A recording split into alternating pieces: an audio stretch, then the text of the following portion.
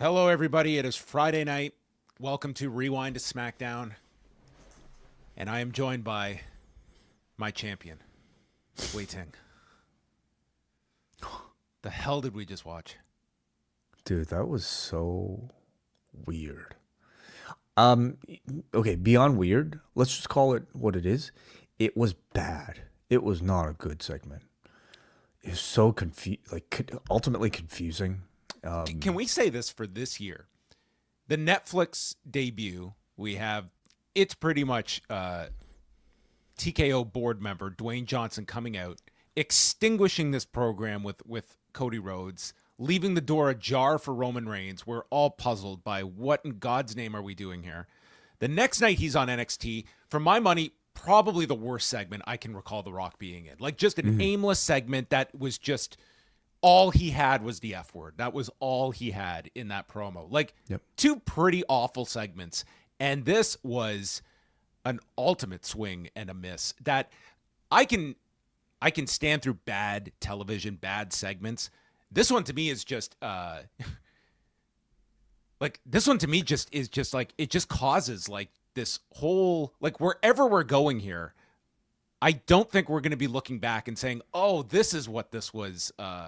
This set up all these great ideas and such. Like this to me is, I didn't know what the hell was at the end of all of this. Because either you're teasing this match and you're delivering it and rendering whatever this chamber match is pointless, or we're not doing this match and God only knows why we had to do this segment on this particular night of all nights. I don't know. But it was also 27 minutes of, like, I can't remember a Rock segment that I'm just looking at the clock and like, this is going forever. And he's just repeating the same points over and over and over again. Yeah. To no reactions either. Like this was a pretty, like the crowd went nuts for the Mania announcement. And then this thing just dragged because they couldn't react to anything. They didn't know what the hell was going on. I didn't know what was going on. Yeah, it was a lot of things. We're kind of doing the review before the actual review. Should we continue? I'm not even making sense because I'm just trying to get it all out of me because I'm still processing whatever this was that I just... And, dude, Cody looked like an idiot here for 27 minutes. Do you want to just talk... Like, are we talking about the segment now? Let's talk about the segment a little bit now. Okay. It was a bad segment, and I think ultimately it comes down to Dwayne at this point relying way too much on his celebrity and feeling way too comfortable that just his presence is enough to justify taking him as much airtime as he can.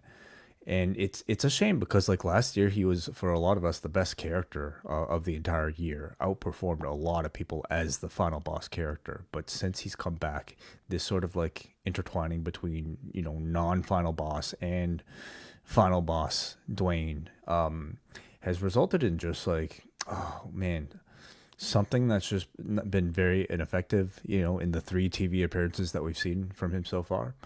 And I think at this point, in terms of ratings, he's going to have all the justification that he needs. This show's going to do a big number because of him. I mean, there is like I'm not going to discredit the fact that there is there's a quality control issue that even when you're talking about one of the biggest movie stars in the world, I think somebody needs to put their foot down because it's a bad representation of the product. Well, I don't think you have that catalyst that does have that ability, and I think more and more we are watching these segments that it does feel as though the audience is going to be that judge. The audience is going to be the ones that'll send that message.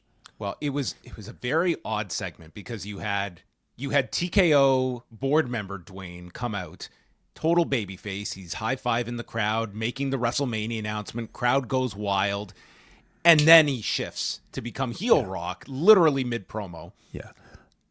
Sorry, while we're just having this conversation, let's just. I'm going to make this decision now to actually put this out for free. This entire show, like we haven't done that actually in a bit, so let's just do that. Look at our own post wrestling board member here. Putting my foot down. Look at you. Okay, Wade just comes in here and he just makes these overriding decisions. That's fine. So he shifts to heel final boss character calling out Cody. Yep. And then it is this just diatribe of, it felt like a poor man's Vince McMahon and Steve Austin the night after WrestleMania 14, when Austin first wins the title and Vince is saying that we want you to be a presentable champion. And let's just say, if this was the segment that aired the night after WrestleMania 14, I don't think we're having a boom period after WrestleMania 14 in 1998. This felt like Cody Rhodes was in the neutered position that Steve Austin was in after WrestleMania 17. Why you would even want to be dangling back to that would be beyond me. But here is the question for me to ask you, Wai, is how does this segment play out at Elimination Chamber when Cody has to decide if he is to forfeit his soul or not? He either is going to agree to it or he's not. And that would conceivably either be the stupidest business decision possible to align this guy as the underling, or you're kicking off a feud with The Rock for WrestleMania and just negating everything else that it just comes out completely of left field after you had pretty much extinguished this whole program. And what in God's name we're even fighting for over this? I can't predict it right now. I can only assume that they have a logical conclusion to whatever this was supposed to be. I mean, I hope so. First of all, the question itself is very ambiguous. What does it mean to be, like, what is Cody exactly answering here? Maybe that's going to be the segment. Maybe he's like, I have a lot of questions, Dwayne. I've gone home for 10 days, and I don't know what you're asking of me. I'm sure you will get some semblance of that in the response from Cody, much like the way The Rock responded on that NXT to criticisms of his Monday appearance, like answering, like, or at least like talking about the crowd, commenting on like his ending of the Cody Rhodes feud, for instance, and also the way that like they ended up turning last year's very confusing segment into the story. They will take whatever criticisms that are coming out of this awful segment that we saw, and they will somehow like loop it back to make sense of it. They will address it. Does not excuse, I think, like the sort of like poor meandering, like aimless, it's just diatribe that we heard from Dwayne.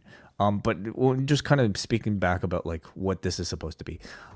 I can't tell you for sure, John, because like I don't think they fully understand. I think they probably were thrown a curveball just like all of us, Dwayne. Are you excited for the follow up to this? Like Dwayne suddenly wants to be involved, and we have to change our plans to work him in yet again. Am I excited? In a way, yeah, because like there's always some excitement when you're talking about Dwayne Johnson being involved in something.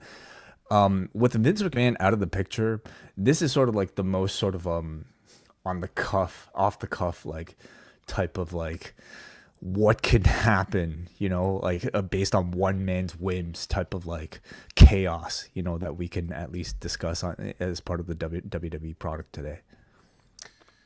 All right. Well, we will get back to SmackDown, but let us quickly go through a couple of news items first, because by the way, welcome everybody, especially those of you listening after the fact.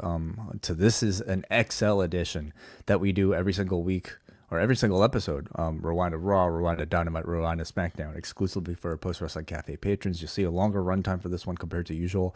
That's because we spend like a good half hour every single episode talking about the day's topics and the day's news before we get to our reviews. And then on Fridays especially, we take your phone calls and even take some feedback from the forum as well.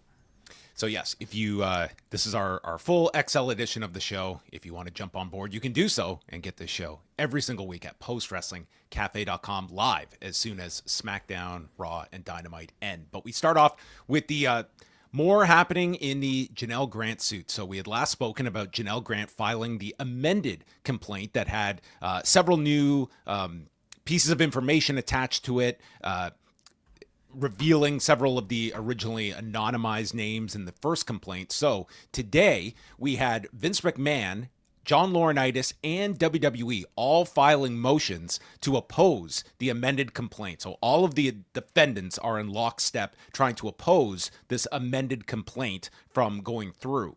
And the gist of the argument, we go from McMahon's legal counsel here in the motion. It's opposing the amended complaint, stating that it is untimely and it is being made in bad faith. It's accusing the plaintiffs, that being Janel Grant and her team, of missing deadlines to respond to past motions where they have tried to move this to arbitration, and are accusing Grant's team of purposely omitting certain allegations in the original complaint, now including them in the amended version, while also claiming that it is basically being done just to get another wave of press coverage, and even quoting Ann Callis in a media call she did last September that they were bringing on that new PR firm, SKDK, for, quote, more firepower regarding their PR. And it mentions the fact that these names were anonymized in the original complaint. Now they're opting to name a bunch of them. And also their other argument towards the arbitration being the proper venue and that she was not coerced into signing this is that she accepted the first installment of the settlement payments, which was $1 million when the NDA was signed in January of 2022. So those are kind of the summary of what Vince McMahon's lawyer had in the motion. And then subsequently later in the day, John Laurinaitis' lawyer filed a motion backing that, as did WWE's legal team as well on Friday night. So there you go. That is the latest there. It will ultimately be decided by Judge Russell if the amended complaint is accepted, and also the big decision of what venue this will in fact take place in. Bill Goldberg was on the CarCast podcast. A regular listener is Wai Ting of the CarCast podcast. What is it? The CarCast podcast about cars, I'm assuming. I'm guessing so. In this, he talked about the fact that his retirement match, well, he said, I've got a match sometime this summer. I don't know exactly when it is, but I know it's coming up, and I know at 58, I got to be in my underwear in front of everybody, and I hold a very high standard of myself, and so I need to get to work yesterday. But the long-term benefit and the benefit for me in the ring will be much more if I just calm my ass down. So I don't know if he's getting antsy, waiting for some. Maybe he'll have to call up Dwayne, find out what exactly is happening, and could this change? I have the a week soul, before? Dwayne. Do you want it? Yeah, I could be your corporate. Whatever. Your champion. I think Goldberg already handed over his soul when he put that wig on in 2003. But also, Bill Goldberg was talking about his recent stem cell treatments. So. Yes. So maybe we'll get some 619s of Poison Rana before he calls it a day. I guess depending on who you're asking, maybe he took the soul. Yeah, but I guess the key thing here is that this would not be, and I don't think we had a sense that this would be a WrestleMania related story for Goldberg. But there was that report floating around that he was supposed to be on a Raw in January. That came and went. He was not on that Raw in Atlanta, and I guess they're just gonna punt this one till later in the year. But I think we have almost kind of forgotten about the angle with Gunther at this point, now that we're this many months away. So I mean, could be the opponent, or maybe who knows? Maybe it'll be him fighting for a soul or something like that. Yeah, I could see Gunther. Regardless of whether or not Gunther is champion post WrestleMania, that still feels like a good opponent for Bill Goldberg. Surely, represents a chance to give Bill Goldberg an excellent match. It makes you wonder when they fully committed to Gunther and Jay at WrestleMania, because as we've said, like, Gunther and Goldberg should not be involving the title. And I mean, the Goldberg retirement, you can do it any time of the year. I don't think it had to be at Mania. When he says sometime this summer, I mean, typically that's not part of the Saudi schedule, right? No, they're doing Saudi in, I don't even know if they've announced the next one, but typically they don't do it in the summer months. It's usually like spring and fall. So, I mean, you would assume a SummerSlam, if we're talking about something as big as a Goldberg retirement match, possibly taking place in a stadium. That's 2 nights as well. 2 nights, yeah. So that's probably, if you're going to bet, maybe that's what it is. Maybe he'll retire in Paris, France. Clash in Paris. I mean, never say never, I guess. But, yeah, I don't think so. Feels like an odd location for him.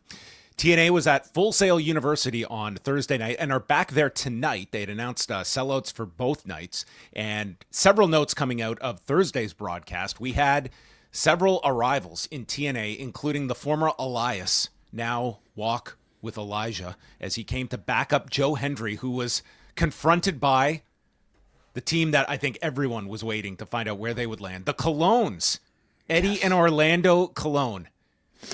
Listen, everybody deserves a chance to, have a full-time professional wrestling career. I guess of all the people that were available, I didn't necessarily hear many people talking about the Colognes, but again, everybody deserves a chance to see what they've got.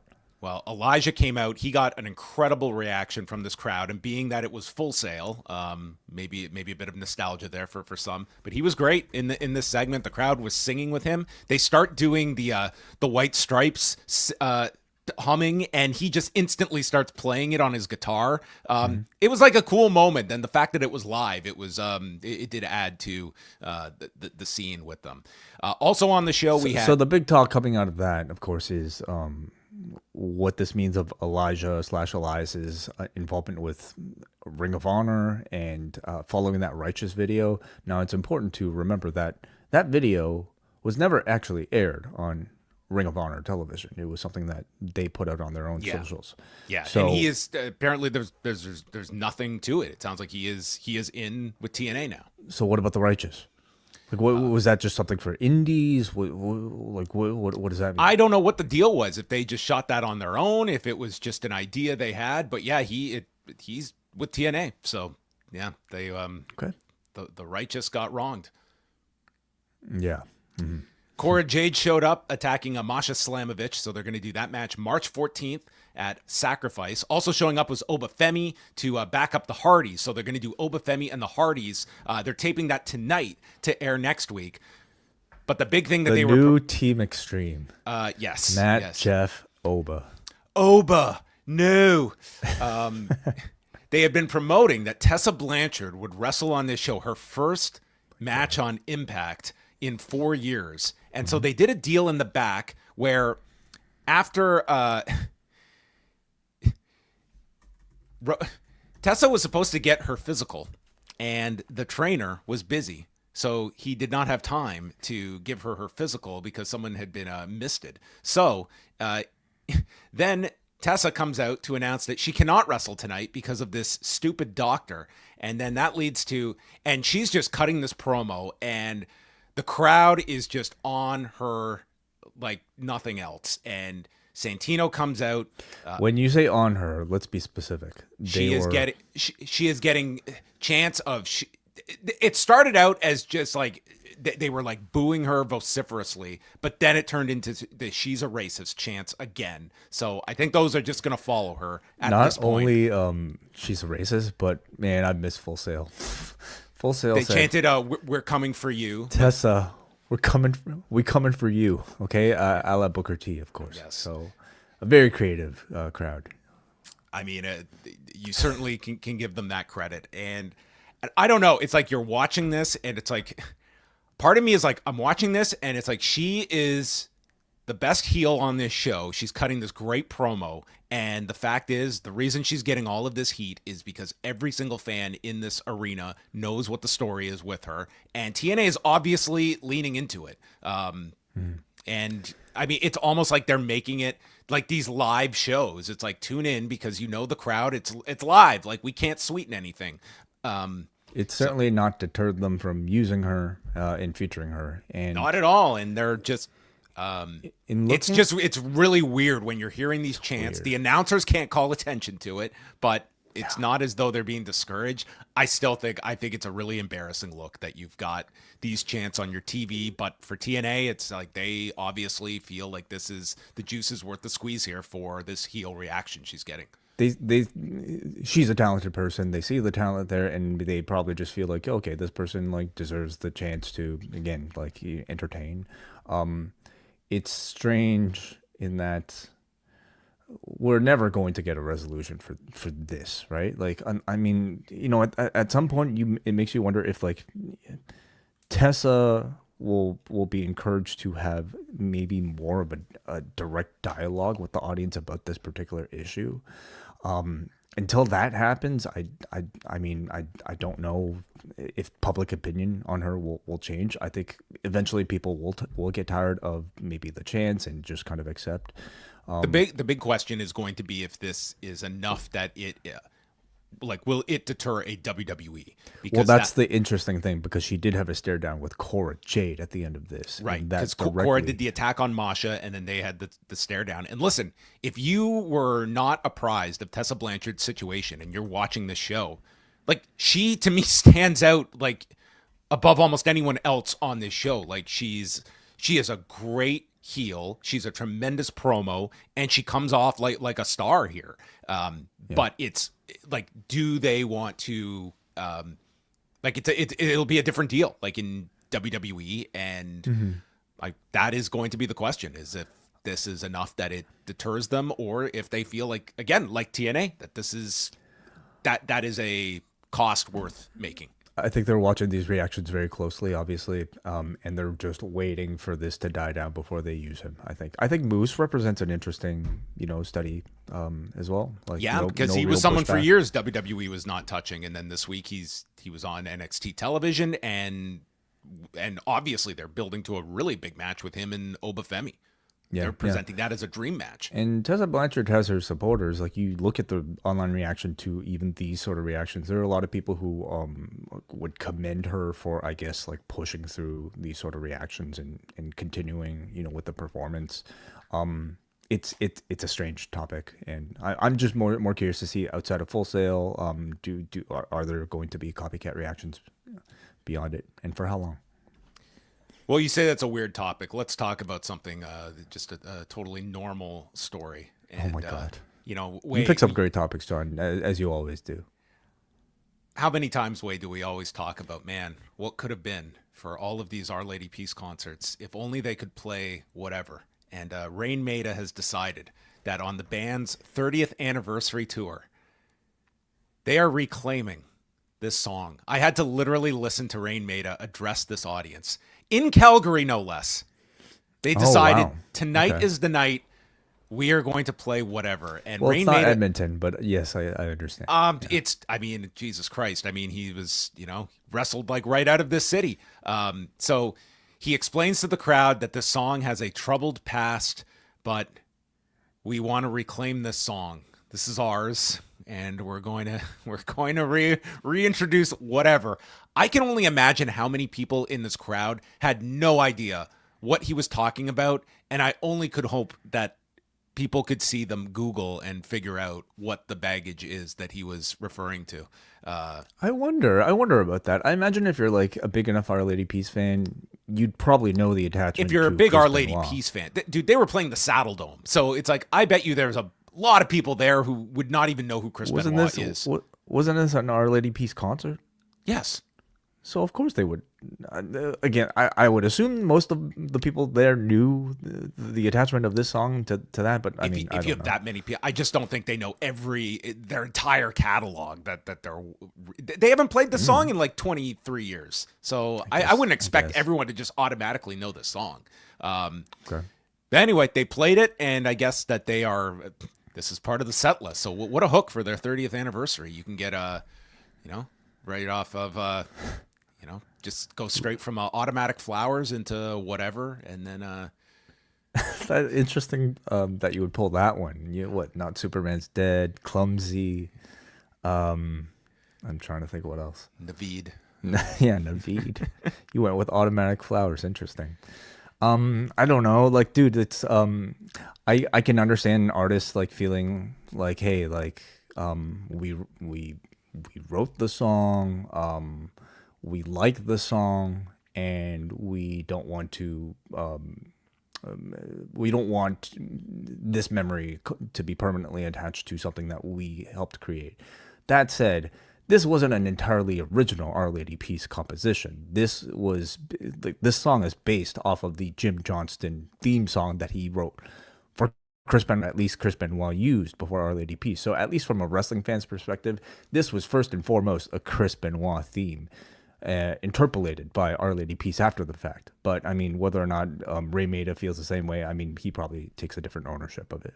Yeah, I mean, I don't really have like a strong opinion either way about this. Like, if the band really has an affinity for the song, I think that's all right. That's cool. I mean, you're whatever. That's obviously their opinion toward it. But I mean, this is not as though this was something like I dug up this interview and linked to it in my story today. Like over a decade ago, like they were just adamant, like, you will not hear that song from us. We don't we wouldn't be able to. So they have certainly come around and changed their thinking toward the song. And maybe, through time they feel that. Well, we should mention, like, the way he introduced it was kind of, he wanted to frame it as sort of like a discussion about mental health and like that, or some listen to the clip yourself. It's out there, everybody, and listen to the song. But it was strange, like, definitely listening to it as a wrestling fan, because I can only think about Chris Benoit when I'm listening to this song. I don't know. It's an odd choice, but I mean, I don't know. You would have to ask Our Lady Peace fans of, like, maybe they've been clamoring for this, and this is fan service, weird fan service. But there you have it. It might not be so weird to an Our Lady Peace fan as it is to us. All right, Brock Rechsteiner, who is the son of Scott Steiner, the cousin of Braun Breaker, he has signed a WWE NIL deal. His brother relayed this news to Jim Varsalone, and of course, Brock Rechsteiner has had quite the several photo ops. He plays for the Jets. They named this kid assuming that he was going to become a pro wrestler someday. Yes. This might be the only Brock that we see in WWE anytime soon. That name part of the Jacksonville State Gamecocks. So, I mean, this guy certainly has the look. If he has half the athletic ability of his cousin, I think this guy will be a shoo-in to go to WWE. But, I mean, whenever it comes to a second-generation talent, it's always it's still a crapshoot. You just don't know how people will take to it. And again, an NIL deal, this is like you're betting on futures, like way down the road. He's not even wrestling. This is the value of these NIL deals. This guy may never take a bump in his life, but it's just, hey, we are putting our NIL deals, we're spreading them all across. We have a lot of money, and here's some of it for these guys. This is a super cheap investment, and it's like, of these NIL deals, like, you might get a 10% success rate. Like 10% of these NIL deals will even lead to NXT contracts, much less main rosters. But it's a small investment to your future. And WWE, that is a big focus that I don't think we talk about enough, is just their incredible investment in their future that they have cultivated now. Like, they are leagues ahead, I would say, at this point, when it comes to, like, 10 years from now, WWE versus 10 years from now from, like, AEW. Like, AEW does have to make up some ground on this level of recruitment, because this is going to be a big problem when you're looking for your next waves of talent, and WWE is just totally dominating this field. I don't know if that's necessarily like a apples to apples comparison, just because one company just has such a bigger system attached to it, and you're talking about another company that at this point is only 6 years old, right? And it's 6 years old, but it just signed a gigantic 9-figure contract. So it's like they're out of the but does it need to startup phase. Okay, but does it need to start like have its equivalent of an NIL thing? To be able to fill 4 or 5 hours of TV time per week, I don't necessarily think so. There are going to be free agents on the market, like even more now so than ever, especially with the amount of people that the WWE are bringing on.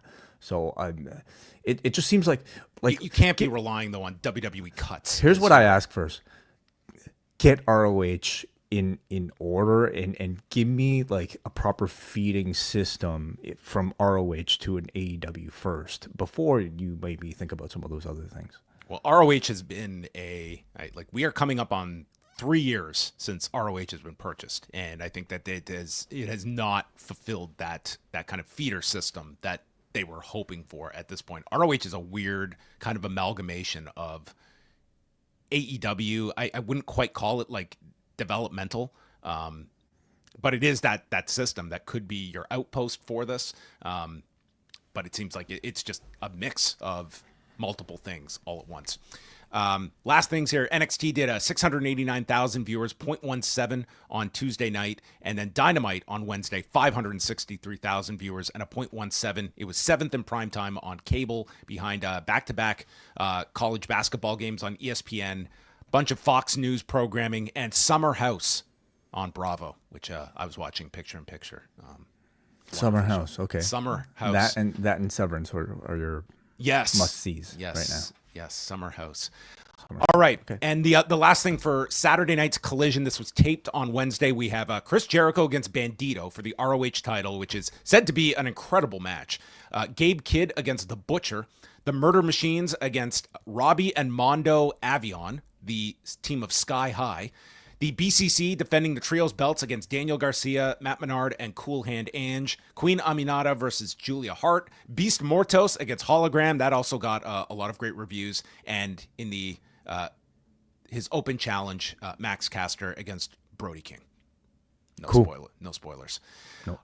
All right, there you have it, everyone. That is. That is a spoiler. Maybe kind of. Yeah, it's okay. You don't know who wins. You don't know who wins. All right. I could just read all the results here for everybody, but I'll get angry emails. All right. All your news can be found at postwrestling.com as always. And we move over to the Smoothie King Center.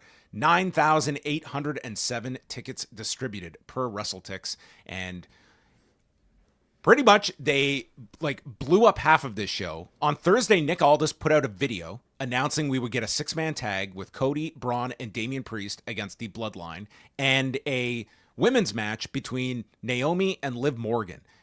They ended up taking Cody and Tama Tonga out of the 6-man, making it a tag, and Naomi and Liv, they pretty much just did an angle to eliminate the match from the show.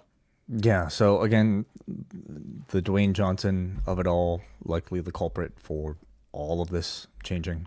And they kind of use that as the actual storyline reason for, in the case of Cody at least, why I'll say this match got changed. Unlike the Vince McMahon era, where this used to be a running joke, every week we would just joke about how many announced matches will not happen next week, and they would just not happen without any mention. It's not as though any of these matches were just they just ghosted them or anything like that. They did at least address it on TV and even brought up that Nick Aldis advertised this 6-man tag. So they tried to at least make some sense out of it. And it would not have made sense for Cody to come back for this 6-man at the end of the night after his jaw had just hit the ground and he had to reattach it. So yeah. Aldis meets with Cody at the beginning, and Cody, is told that it's out of his hands. He's out of the 6-man, and The Rock wants to see him in the ring tonight because there is no one higher than The Rock, who has now been named the director of the board of directors. Is that what they officially call him? No, that's what he called himself in the segment. The director of the board of directors. Yes. So he's okay. Yes. Isn't there a more official term for that? Chairperson or something like? Whatever. Well, he's not quite the chairman of the board. Because we'll get into the whole hierarchy, the storyline hierarchy later on. All right. Drew McIntyre and Jimmy Uso opens up the show, and early on, Drew pulls out his leg and hits the inverted Alabama slam onto the steps. We come back from the commercial, and Jimmy fights back with a super kick spear combo. Drew avoids the Uso splash, and then as he sets up for the Claymore, runs into another super kick, and he starts fighting back on Jimmy, calling him the black sheep of his family, and then goes for another inverted Alabama slam, which Jimmy counters with a victory roll, catching Drew in 11 minutes and 17 seconds, and Jimmy getting the fluke win. Yeah, notable that Drew uploaded a video of him getting his knee drained 45 minutes before the show, which I do that every Wednesday before our shows too. I don't tweet about it, but it's not a big deal. I'm getting my knee drained right now. What's the big deal, right? Yeah. Yeah, I thought the match itself was pretty standard, but I thought the finish was really nice, playing off of the Alabama Slam from earlier in the match. This time with Jimmy countering, Jimmy getting the win. I think is good booking. He needs it more. He is a project that, despite not being in the Elimination Chamber, you want to try to get up to a certain level. Drew's not going to get hurt by it, especially with this sort of fluky loss, and also, of course, with the post match beatdown. I think Jimmy is still very much in a position where he's finding himself and finding his voice. He's trying to push no yeet as a thing, and I just this crowd was very responsive. They were playing along, but I think no yeet. Like, I thought it sucked when he was heel. I think it continues to suck as a babyface. He needs to go completely into a different direction so that you're not even thinking about Jay. So I hope he finds it at some point. Drew attacks him on the floor and screams that this means nothing to me. Jimmy means nothing to him. And he goes to claymore Jimmy's head into the post when the officials run out. Drew is taken towards the entrance, but then runs back and hits another claymore onto Jimmy Uso. So probably will continue in some form or fashion. Solo arrives and runs into Jacob Fatu and Tama Tonga. They're waiting. He explains it was an accident last week when he hit Tama with the Samoan spike. And Jacob explains, yeah, if it wasn't an accident, you wouldn't be standing here right now. So we are upping the tension between Jacob Fatu and Solo Sikoa. As Jacob Fatu, we get the sense he no longer loves Solo. No, the love is the other way around. I mean, in fact, like, the announcers kind of later on in the show basically call to attention a role reversal here, or they're coming out to Jacob's music now. Jacob is the leader, and Solo is in the Jacob position. They might as well just say, hey, we're now pushing Jacob as the version of Solo we were going to go with. Pretty much. That is like he's pretty much inherited Solo's spot. Yeah. Mm-hmm. Earlier today, Carmelo Hayes meets up with R-Truth, who explains they have a tag match tonight, which was made by him. And it's revealed that him is The Miz, who is continuing to push Mello Don't Miz, and Truth will be teaming with a Louisiana legend. Yes. Get ready. I thought we were getting Daniel Cormier. I was stunned. He's from Louisiana? I didn't know Originally, that. Yes. Oh, yeah. Mm-hmm. Interesting. Then we had Zelina Vega and this video feature of her, what appeared to be like out in Times Square on her motorbike.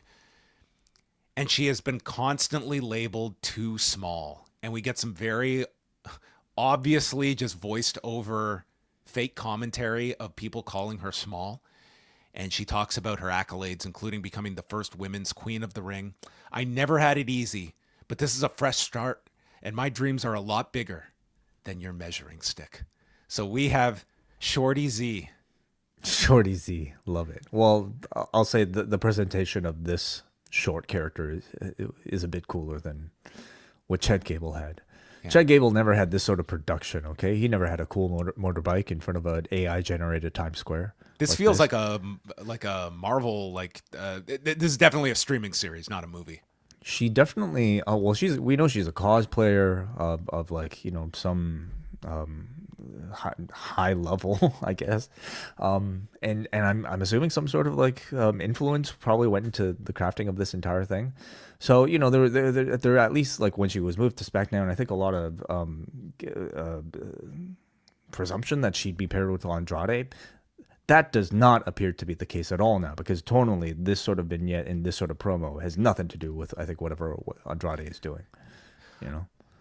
I just hope that this is not the defining, like, your one sentence description of Zelina Vega. She has to overcome everyone's belief that she's too short to compete with everyone. I just thought it was a little too focused on the height that I don't think anyone has ever focused on with Zelina Vega. That she is short, but I don't think anyone has thought twice about that fact. I totally agree. Yeah, to focus on that, I mean, you understand why. Like, everybody's kind of looking for the one thing that, like, makes them an underdog if you're a babyface, but it's not necessarily as big of a deal. I think in the women's division, like, she's competitive. Like, she's not Rey Mysterio. Is she all that shorter than Alexa Bliss? I'd have to look up the heights. Like, but she's not a tall woman, but I don't look at that as, like, anyway. I don't think it's a great defining feature, but anyway, it was a very slick produced vignette, and she is a very good talker, as we saw, especially during the pandemic when she was given a lot of mic time every single week on the show without crowds. Carmelo Hayes and The Miz against R-Truth and Louisiana Knight. I did think that was pretty clever when he came out. And he is handed a po' boy and beads. So there was a hip toss by R-Truth. It's just pretty much R-Truth doing comedy here. And he starts counting as Carmelo Hayes has nobody on top of him, but Hayes still kicks out of the Invisible Man cover. That's all. Truth comes. He tags The Miz, forgetting that they are not partners. They are opponents here. So Hayes then knocks Truth out. And funny. We come back. Yes, funny. Knight ends up getting the hot tag, and the first 48 and BFT get blocked. Truth does all of his Cena spots, and then Knight is with Miz on the floor when Nakamura appears out of nowhere from the Timekeepers area, and it leads to Truth being double teamed with a combo skull-crushing finale first 48, and they pin Truth, and Hayes has a smirk on his face, and we have the unlikely pairing of Mello Don't Miz, which at this point, if we were to say 12 months ago to Carmelo Hayes, this is where you're going to be slotted, he'd probably be pretty down. I think this feels like this is a gift from the heavens at this point for him. Yeah, well, he's not losing. He's getting consistent airtime. Is it the role that we ultimately want for Carmelo Hayes? No. But I think like he's in the phase of his WWE career where like they're just going to throw a bunch of shit at him and they're going to see how he eats it. Okay. Is he going to eat it with a smile? Is he going to try to do his best with it? And eventually maybe they'll give him a bigger push, or the crowd will force that on them. And listen, these kinds of roles, Miz is very good in these types of roles. And I think this pretty much, I don't know where the Wyatt 6 thing is going, but it does feel like Miz is moving on from this if they're investing in this story now, unless they fall into the whole Wyatt 6 debacle. Yeah, I think Alexa might have something to do with it, but is the Miz going to be attached to the Wyatt 6? I don't know. That whole thing was actually very That was the messy. Whole point of him being freaked out about going to SmackDown. Sure. Yeah. I don't know how I feel about this, man. Like Mello and Miz together. I don't find it compelling at all. Like any of this stuff. I think R-Truth is funny, but I also, man, I can only. There's some rough creative going on SmackDown. Yeah. SmackDown doesn't necessarily need this. Like SmackDown needs something, and I don't know if there's anything on these 3 hours that really. Here's the problem. Out. Like, okay, so on the sort of on the tag team side of things, we have like very good tag teams on the SmackDown tag team division. Like between DIY, Motor City Machine Guns, Profits, in ring, they're great, but the personalities might not be as I think maybe where they need to be. Now you're giving me teams that have a lot of personality, like R-Truth and LA Knight, and I guess Miz and Carmelo. But it's just like a 10-way tag match at WrestleMania to get all these guys on the card. Yeah, I guess so. Nothing's like really hitting yet, but they're trying. They're building like the Profits and everything. They announced Mike Tyson will be appearing at the World in Vegas on WrestleMania Sunday. And there was a video on Charlotte Flair, and we cut to Tiffany Stratton coming out for a promo where everyone has been obsessed with her since she won the title. She plugs the tag match at Elimination Chamber and then focuses on Flair, who has chosen her for WrestleMania, says, I'm not coming for your titles. I'm coming, or her title reigns. I'm coming for your spot as the top girl in WWE. Since she's the champion, shouldn't she be considered the top girl in WWE? Did she say that Charlotte wanted that spot? Or did she She says that is Charlotte's spot as the top girl in the company. Wouldn't the title make you the top person? What's the point of the title? But not necessarily, and it's because I'm trying to like explain this in like a real world sense. Okay, you could be a UFC champion, but you might not necessarily be on the cover of the video game, for instance. Right. So how does beating her in a match achieve that? Potentially, yeah. Okay. If that was true, Seth Petrozelli would have been a big effing deal in 2008. Absolutely, yes. Nia Jax and Candice LeRae come out. They mock Stratton and said that she was mocking her about thinking she would beat Nia last week. So they are about to double team her when the referee steps in. Daphne LaShawn wasn't taking any of this. I thought we were going to get an impromptu tag here. Who needs Trish Stratus when you have the referee having your back? So we get a match between Stratton and Candice LeRae when Charlotte comes out to join commentary. She had nothing to say on commentary. Stratton does her handspring back elbow but misses.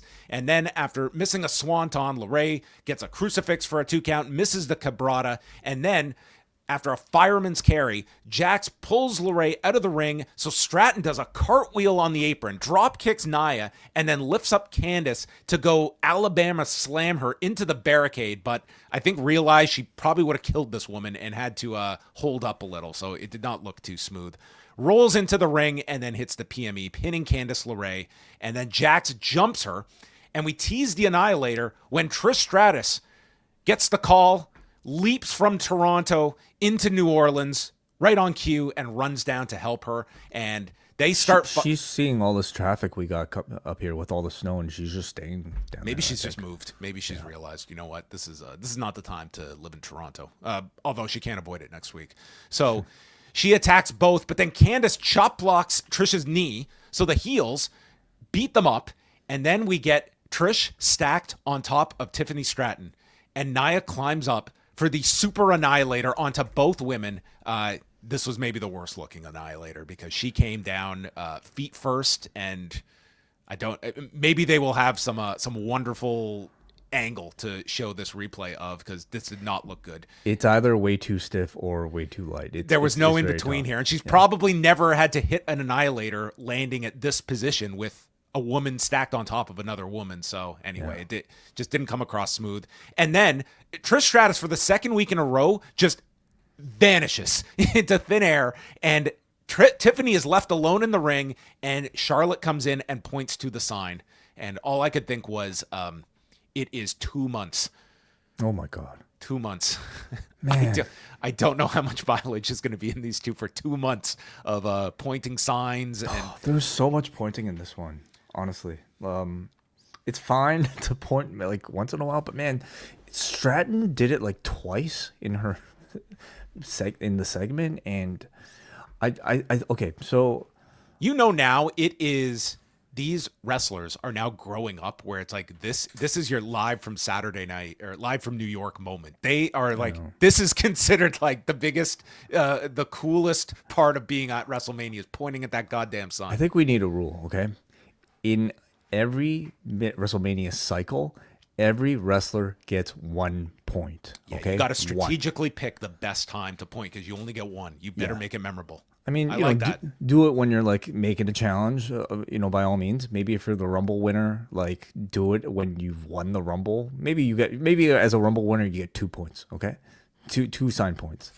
Okay, but what if in the same sentence, I'm pointing to your title, but explaining that's not what I want, and then I move to the right and point. Do I get 2 points? If you're a director of the board of directors, then yes. Okay. So overall, like Stratton is in this position because he's very talented, and I think like in the better part of like last year, a lot of buzz from the crowd. But we're still watching somebody like learn on the job, and as a champion being in that position, about to head into WrestleMania in a title match, that's a very tough position to be in. And unfortunately, like I think she's getting a little bit exposed here in that Tiffany Stratton to me feels like somebody who's very good at following directions, but this is a role when you're a champion that requires a lot more like just comfort and knowledge of your own character and the ability to improvise and maybe offer more than just like what's on the page, what's on the script. And I'm not sensing that from her yet. So it's going to be potentially a pretty rough, long 2 months. So I hope that they can get her there. Cody meets with Damian Priest, and Damian asks, "What's up with The Rock?" Cody's like, "Damned if I know." And Damian explains that last year, both of us left WrestleMania as champions, but he says, "If I win Elimination Chamber, I'm telling you right now to your face, I'm coming for your title." And I was expecting Cody to respond, "Yeah, Gunther's got a match, so unless you were planning to go to NXT, I kind of assumed that, Damian. Thank you." Very, very brave of you to tell me. I mean, well, now who knows? Maybe that's all. Maybe we'll get Damian Priest and Oba Femi at Stand and Deliver. That yeah, weekend. the Elimination Chamber is now for the NXT Championship. I mean, I'm not even. I mean, maybe Oba Femi could be the unintended. No, it's not for the only benefit. No, they're going to challenge Joe Hendry. Okay, the chamber is now for the TNA Championship. Yeah, until Dwayne learns about Joe Hendry, wants to have a concert with him and wants his soul too. So then Braun walks in and tells Damian, man, if it weren't for Jacob Fatu, the chamber would have looked a lot different. And Priest just laughs. He's like, you're sounding like Drew McIntyre with all those excuses. And I thought this was a bit of a sign of there's going to be some issue between these two, but it was nothing. And they're going to handle business tonight in the main event. And what business they were going to handle. Saxton is with Naomi and Belair, and Saxton says, we saw the footage, and you believe that Liv Morgan and Raquel Rodriguez are responsible for the attack on Jade Cargill. And Naomi immediately says, I don't think, I know they were responsible. And they're going to be ready to defend their tag titles on Monday. And then Belair casually notes that since Jade has been injured, she's been busy recovering and has been unable to text us back. Mm-hmm. Uh-oh. The crack in every wrestling friendship. You didn't call, you didn't text. Now I will kill you. Well, but in this case, it was the victim who's not texting. The victim who is not texting, yes. Yeah. So, how would this work? Because if you... Is she implying she has reached out and just not gotten a response back? Belair has, yeah. That's what Belair says. I took this to mean that Jade is in a coma or something, and she just simply can't text. Therefore, I don't think she's in a coma because I follow her on Instagram. She can certainly tweet, as we've seen her.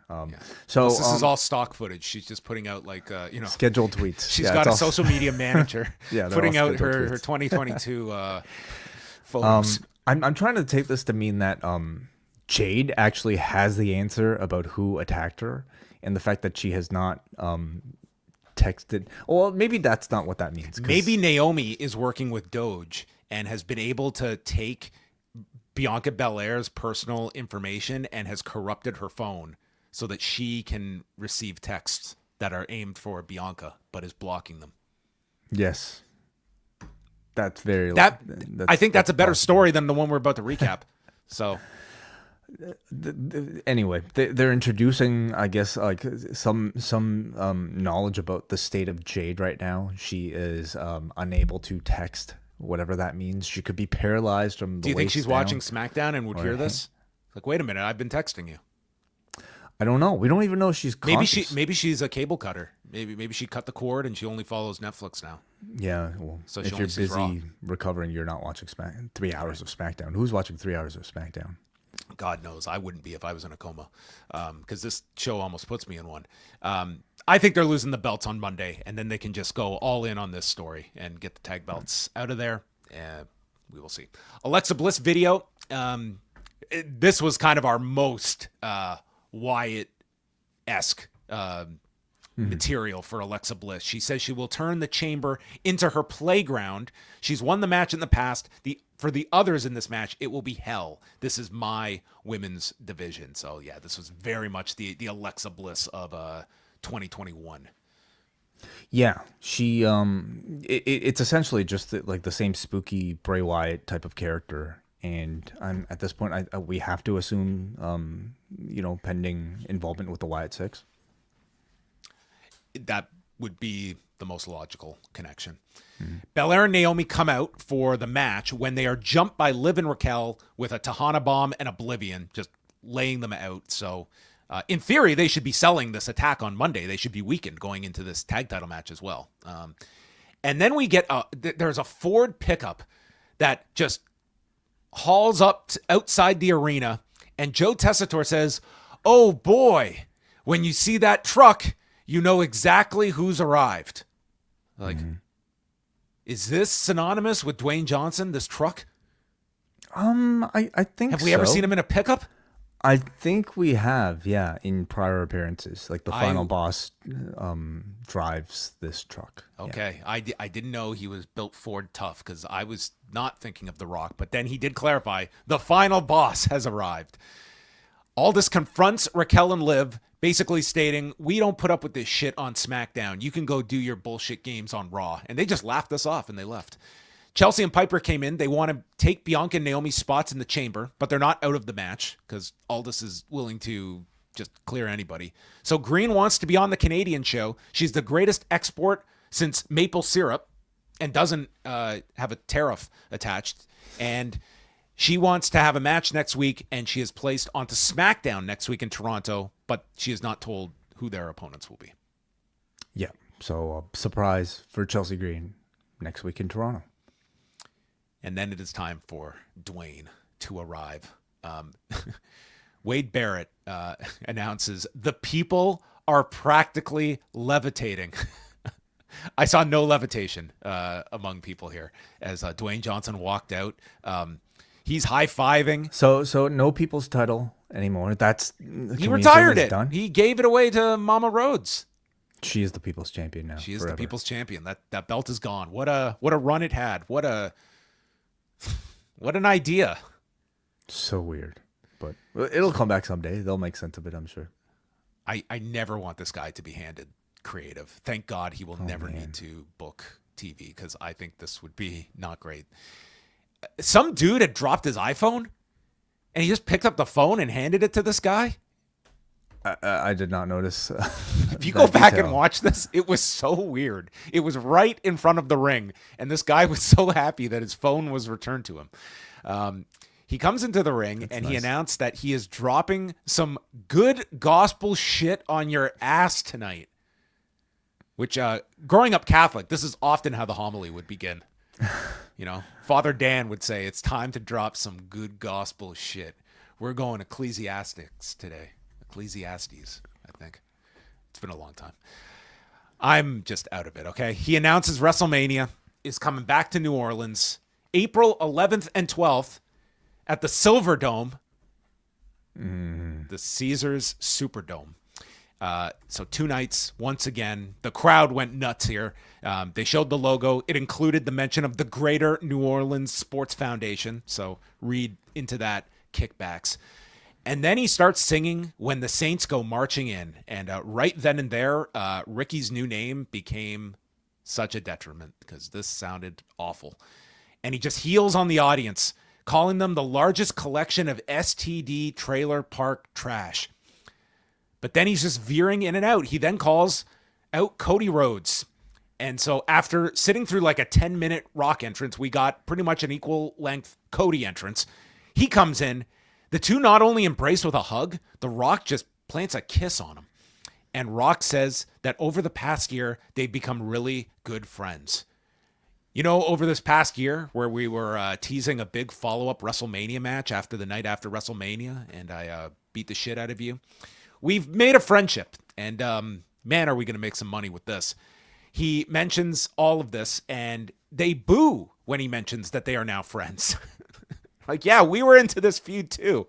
And Dwayne says, the last time we were in this ring, and dude, deer in the headlights, he cannot remember. And you can hear Cody is like yelling it to him. He's like, Netflix, Raw, Netflix. Mm-hmm. And Rock explains that you are a great champion, Cody.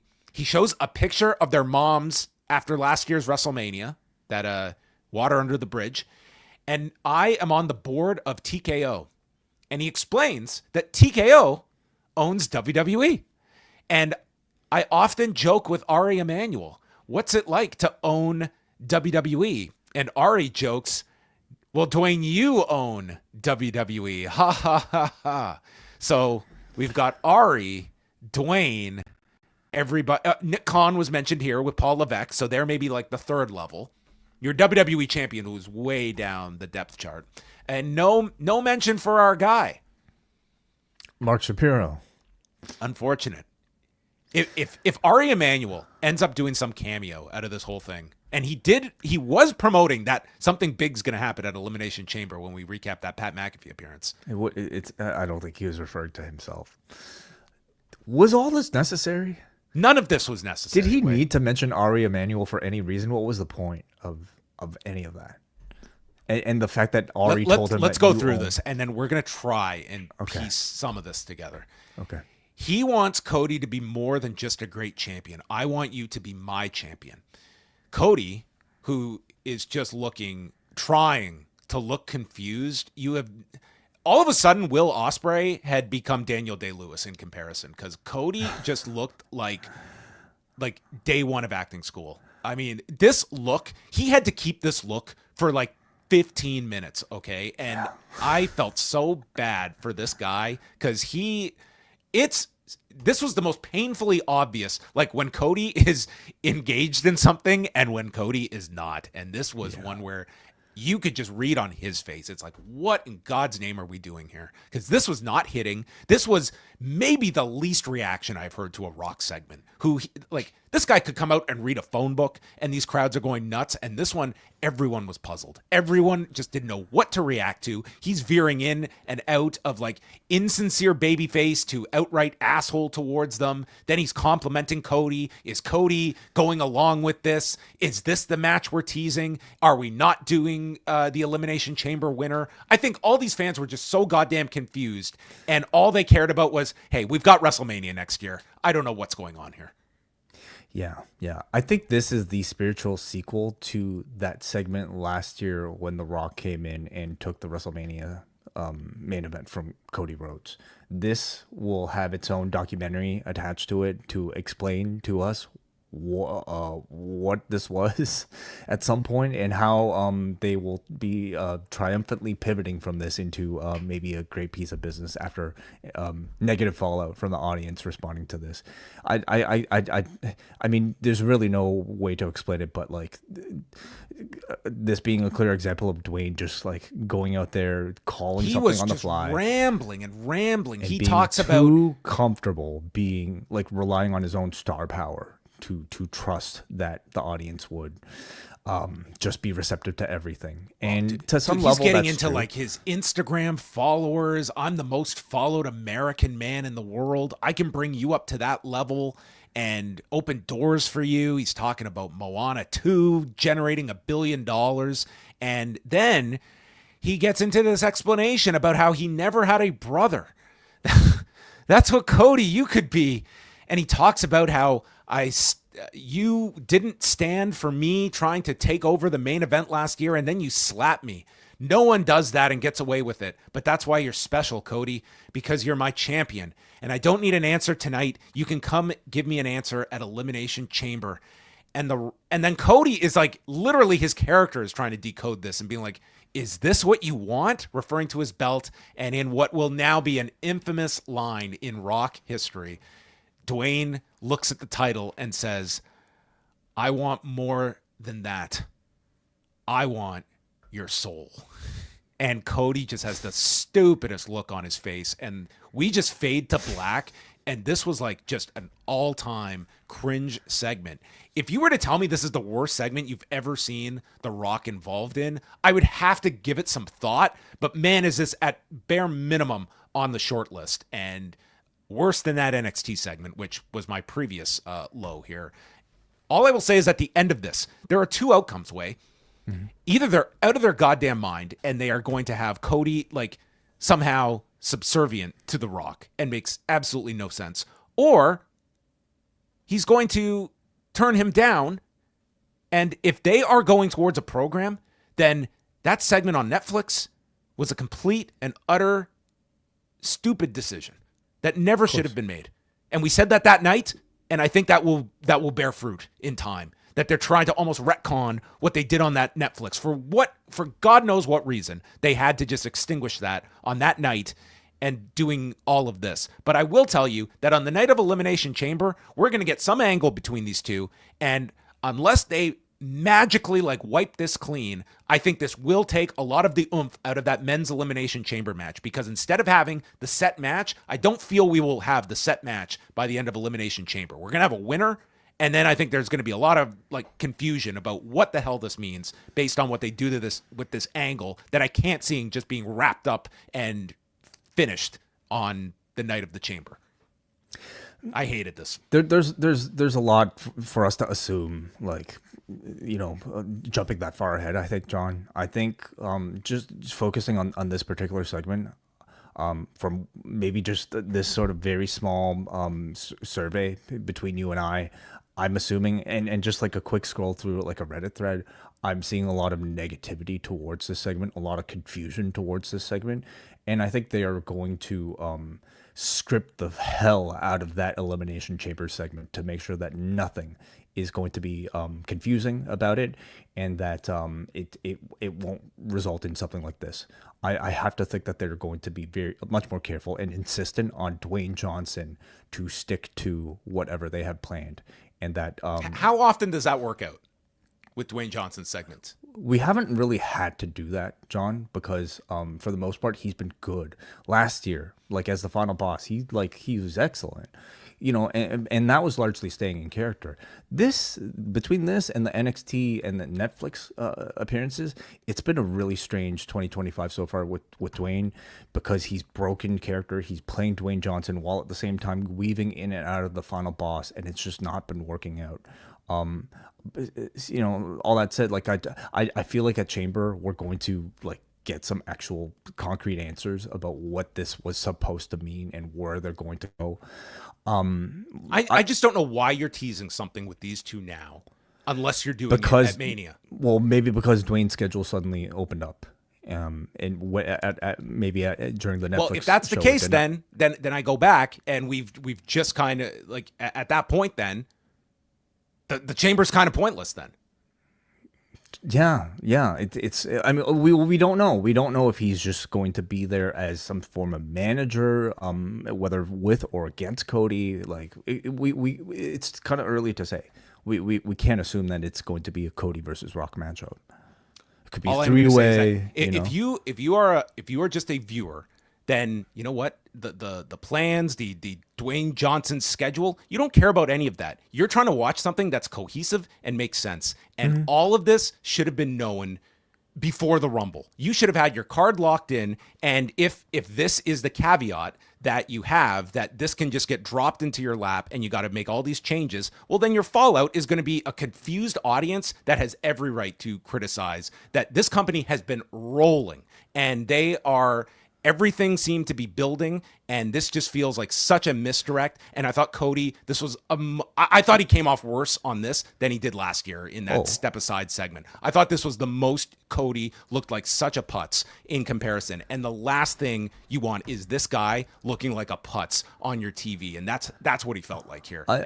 They severely need to just retcon this segment and make you never remember Cody in this light, because he felt like such a dork.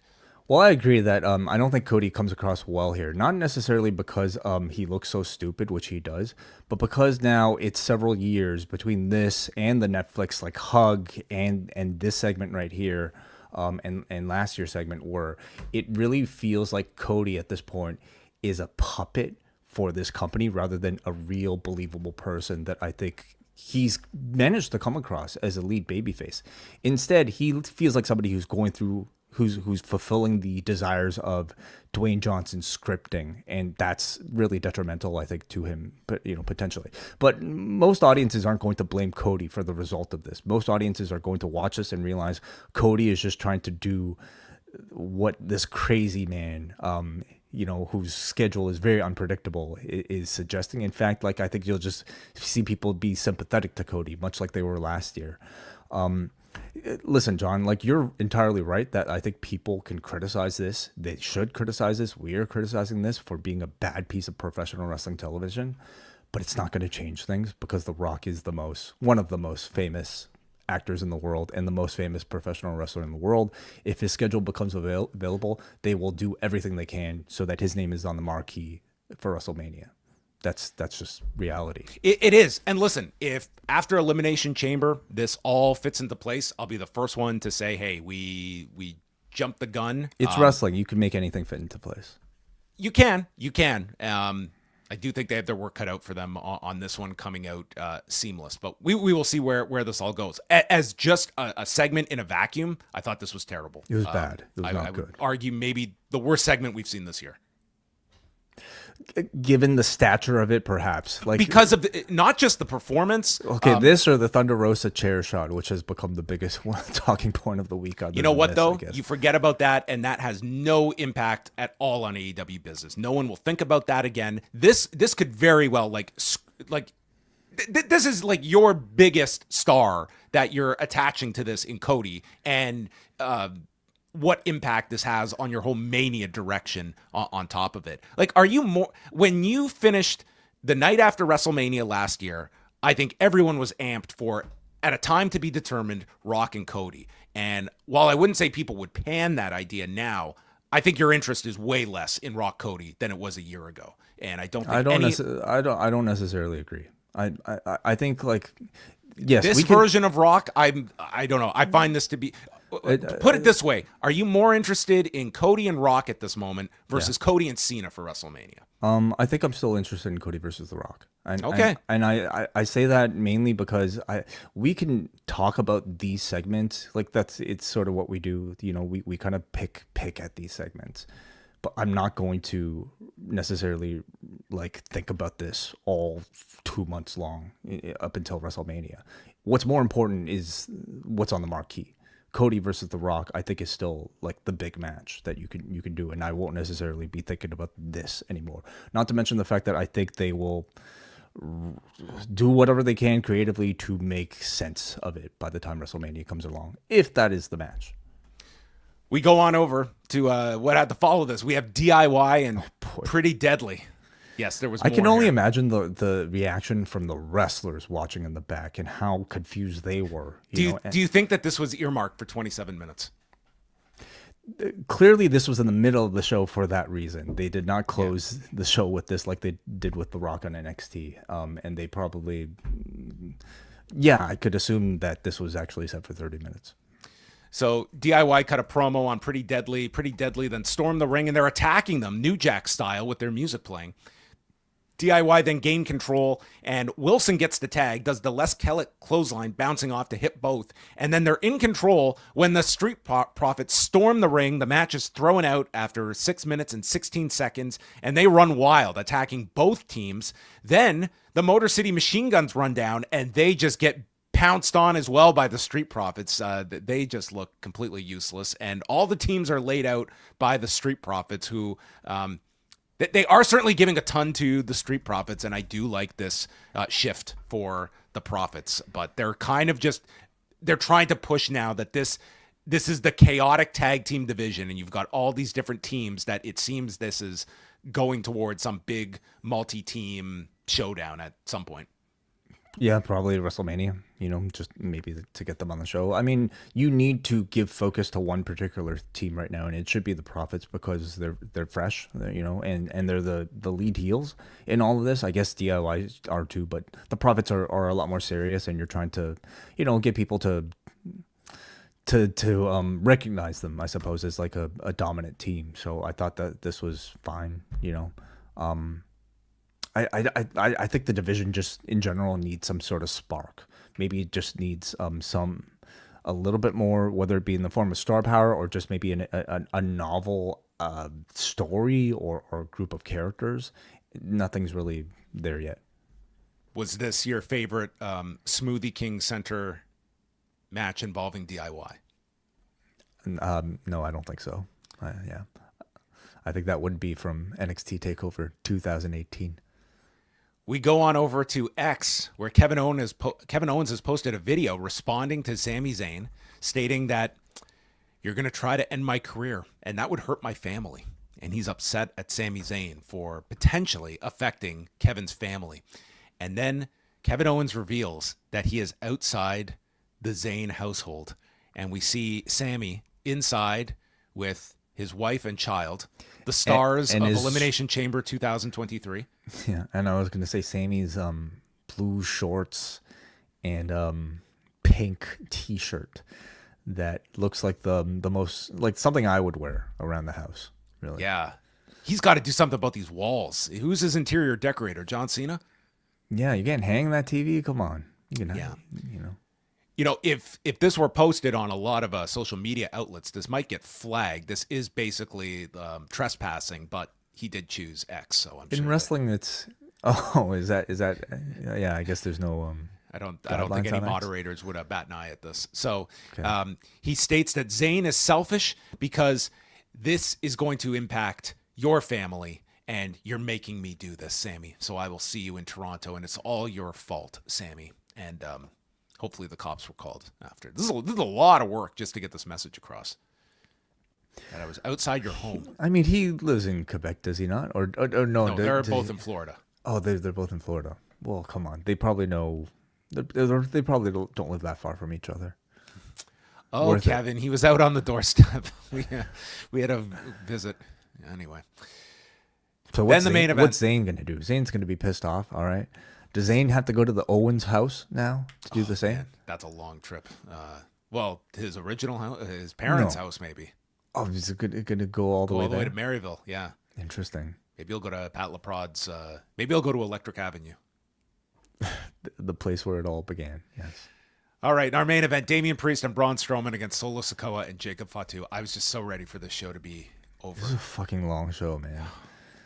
Solo starts speaking in the back when Jacob just cuts him off and takes over and then yells, "Play my music." I actually like this. It was like subtle enough by WWE standards, and Solo just gives him this look like, what the hell?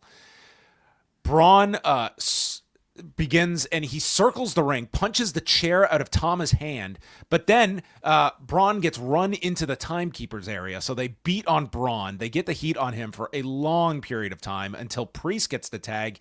He does old school, goes for the razor's edge, but then Fatu grabs him, snaps him on the top rope, and he kicks out of a spinning Solo, and Solo calls for the Samoan spike, but Priest grabs him by the throat, then Fatu's, and Fatu misses with the super kick, nailing Solo. That was the key spot of the match. And then Braun runs around the ring, plows Fatu and Tama over the desk as Priest hits the South of Heaven, pinning Solo Sikoa. And then I hope this guy was just selling, but we've seen Braun have some rough injuries over the past. He was getting into this ring so gingerly after this big run around the ring. So anyway, hopefully he was fine and was just selling, because my God, this guy was just struggling to get to his feet. And that's how the show ended, clocked in at 5 hours and 18 minutes overall. Oh my God. Is it June? Is it June yet? I think what they're doing with Solo and Jacob is very effective in making Jacob feel like the focal point of this entire thing. Like that seems to be the intent. You know, playing to the crowd's desires to want to see Jacob above Solo Sikoa. They're making Jacob feel like a bigger star successfully. It does not feel like the main event segment, you know? Like, this was a show where, yes, you had The Rock and you had Cody Rhodes. That was certainly the main thing. The Rock is not allowed to be in the last segment, especially when it's a hard out. I know, so. But his presence and him taking Cody out of this, and the absence of Roman, the absence of I don't know, I guess even Sammy and Kevin Owens technically, like, really made the show feel like it was The Rock, and then there's everybody else down here, you know? Which 9 times out of 10 would be fine. If like a 3-hour show, you get a 30-minute Rock segment in there, that would typically carry the show. That was not the case. I thought this was a really disappointing show and has the potential to be just worse if it is just throwing a stick of dynamite into your plans that you have mapped out. We will see, but just as a standalone 3-hour show, throw out the Rock segment. I just think like there was a lot of stuff on this show. I don't feel that Charlotte Flair Tiffany thing is clicking at all. I think that the Solo Jacob stuff is kind of the only thing I would take like some positive from, because I think they are playing it well. But it's a mid-card program. You know, it's not something that can carry the entire show, which I think it's being relied upon right now. They, you know, some good vignettes, but then otherwise, like Drew felt like he was in a real subdued role on this show. It's with Jimmy, yeah. The Jimmy is a project. I mean, you know, whether we'll see whether or not they can maybe, you know, get him up to a certain level, but it didn't feel like big on this particular show. Then you had Mello and Miz as a mid-card comedy act, which was fine, but you know, and then a tag team division that just kind of feels like it's spinning in circles. SmackDown continues to suffer from, like, despite the show that featured The Rock and Cody, throughout the rest of the card, it feels like it's just not as happening as Raw, you know? Let's send it over to some calls that we will get in before we close out the show. Yep, and again, welcome to everybody who's watching us. That's not a member of the Post Wrestling Cafe. This is a free edition of Rewind-A-SmackDown, the XL edition that we do every single Friday, every single Monday, every single Wednesday. An extended version of the shows where we're not just doing the reviews, but we also do news of the day, talking about several topics from the day in professional wrestling, and of course taking your calls and feedback on Fridays. So let's go to some calls. A lot of people have a lot to say, I'm sure, about Dwayne Johnson, among other topics. So let's first of all go to Andy B. Welcome, Andy B. Hi guys, how are you doing? Hope you've had a good week. We have. Thank you, Andy. You too. Yeah, guys, I didn't watch anything on SmackDown other than the Rock Cody segment. Mm-hmm. So I like you guys said, I think they have muddied up the waters going into WrestleMania. But for me, I thought this was a good segment because, the through line of Cody's entire character reign has been that the title is a poison chalice and he's lost friends along the way. And he's had to make all of these moral compromises. And then they vocalized all of this during that promo with CM Punk and during the match with Kevin Owens. You see that character development where you see Cody sort of slowly become a more vicious version of himself because of all the things that have happened to him. So I think this is a great moral choice to place in front of Cody Rhodes going into this Elimination Chamber segment. And I think could play around with this. Well, I think what you describe is what the intent of the segment was supposed to be. I just think it was incredibly poorly delivered, and in 27 minutes that it did not need to go that long, you know. I don't have so much a problem with the actual story as much as the execution of it. Fair enough, but I almost found Rock's performance unsettling and almost sort of this guy is a bit of a serial killer and he could be unhinged at any second kind of way. Like you said, it's probably a bit overdrawn, but I felt leaning in to almost the entire thing. So what's the end result here? Is Cody he needs the help of the Rock, of the board member to have his back? I think he spurns the Rock and then maybe the Rock selects a champion to fight for him at WrestleMania or something like that. So how does this work out from the chamber match? If we're gonna have a representative from the Rock, is what comes out of this? Again, I'm looking at this from the timing of this as well. It's this has to materialize with something at Elimination Chamber. You have to have something coming out of this, and you have to tie it into a challenger that you're building this pay-per-view around as well to have your WrestleMania match coming out of this. Right, and I think so after Chamber, you could do a segment with The Rock and whoever his chosen champion is to get to the Mania match with Cody, right?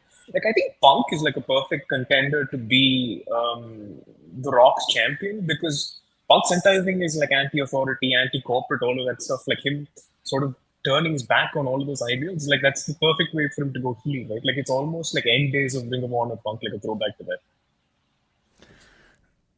I don't know, man. I don't know. Listen, they can make anything work, especially with talent like that. Do they need I'll admit a lot of this is me stretching because I'm not very happy with what. Do they need to add so much bullshit to CM Punk versus Cody Rhodes if that is the match, which is already a great match on its own? After that killer segment that they had before the Royal Rumble, it was one of the best segments I think that we have seen on a WWE program this year was that last segment, and kind of echoing what kind of you're getting around that The Rock was trying to get to about this title and not being able to trust anyone, how the belt it's weighs on your shoulders. That was Punk's message to Cody going into the Rumble, and it was excellent the way they executed it. And I think the polar opposite of what we had coming out of this. And there is a time and a place that I think you can play around with the Cody character.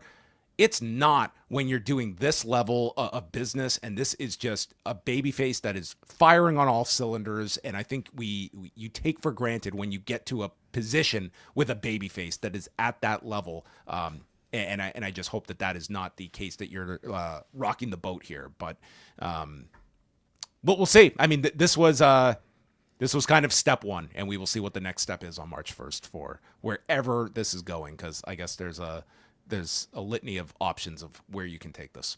Thank you very much for the call, Andy. Let's go up next to Hansi. Welcome, Hansi. Hey, what's going on, man? Hey. First, yeah. Listen, I didn't think the Rock segment was super horrible, but it was all over the place. But I don't know if it's like all planned out or whatever, like what they're doing. But if they're dangling, because I look at it this way: if Cody versus Cena is happening, then I really, because people want to cheer Cena, so I really do think, because there is a segment of the audience, at least the online audience, that feels a little bit they're grown tired of Cody's reign a little bit. Even though I think who are these people, Hansi? Like who are we playing to here? No, is this guy getting any kind of like reactions that are like there's no argument to me that it's like this is some champion that is like losing the appeal outside of your online. You could probably find any evidence to rag on this. Listen, it's been a topic of discussion on different.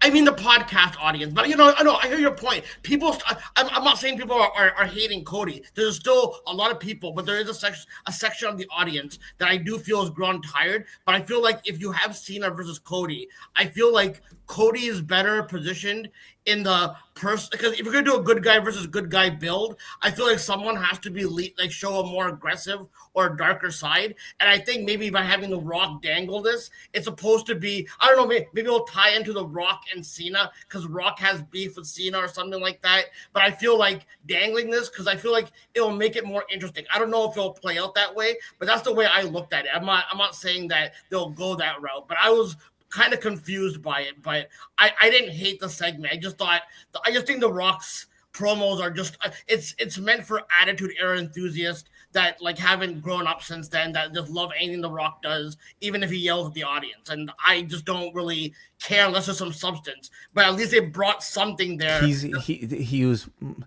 in even his Attitude Era material. I don't think he ever went 27 minutes. And I don't think he was ever as scattered as he was tonight. Yeah, I don't know, but I think he caters to by using the Block is Hot by Lil Wayne and all that kind of stuff. You know what I mean? Was that the song that he used at the beginning? In the beginning, yeah. I think he mentioned in the press conference that he loved Lil Wayne and Baby and all the. That's Attitude Era. No. But what I'm saying is that when you had when wrestlers had rap themes added to them during during that era, whatever, you know what I mean. But I'm just saying that a lot of stuff is he feels like he's catering to an online audience. The guy was on. Why is he half playing board give me a hug, Dwayne Johnson, and half Final Boss? The Final Boss feels like it would very much fit in the Attitude Era, but then the performance tonight and the performance at the Netflix thing and NXT was Dwayne Johnson, the celebrity.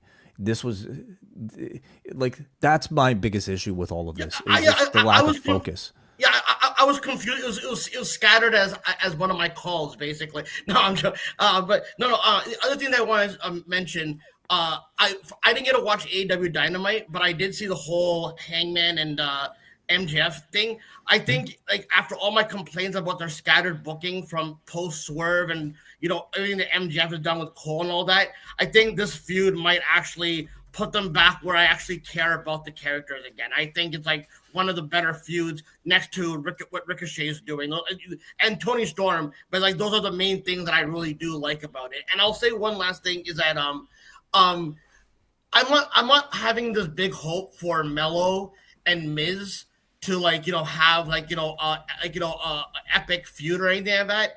But once in a while, when someone's floundering, I find that when you put Miz, it can either go two ways. It can either just be comedy fodder and none of us really care about it. but once in a while, like if you build like a little mini tag team and they start feuding, and you have Miz cut one of his promos where he's dressing down Melo about his lack of accomplishments coming to the main roster and all that, and it brings something out of Melo and it turns him into a solid babyface coming out from that, I can get behind that. I don't know if that's how it's going to be, but with Miz, you never know what they're going to do with his character, because sometimes they'll give him a comedy fodder storyline, but then sometimes he'll have something with LA Knight that's really compelling, and you know what I mean? He's really good at being that utility player. So I'm not going to poo-poo on that storyline, basically. But nothing else really drew me out for the week. I'll say this.